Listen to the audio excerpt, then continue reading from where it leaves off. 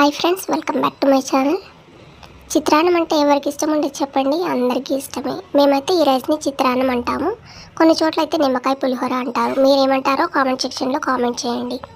ముందుగా పానెల్లో 2 spoons oil వేసిన తర్వాత అందులోనే పల్లీలు కొంచెం రంగు వేగిన తర్వాత శనగపప్పు, మినప్పప్పు, ఆవాలు, జీలకర్ర, 2 ఎండుమిరపకాయలు, కరివేపాకు వేయాలి.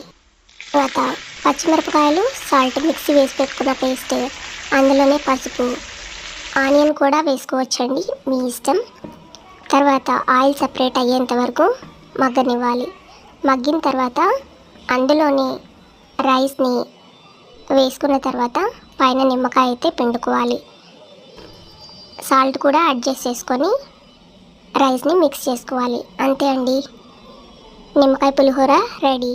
మీకు ఈ వీడియో నచ్చినట్టయితే please like, share, subscribe my channel.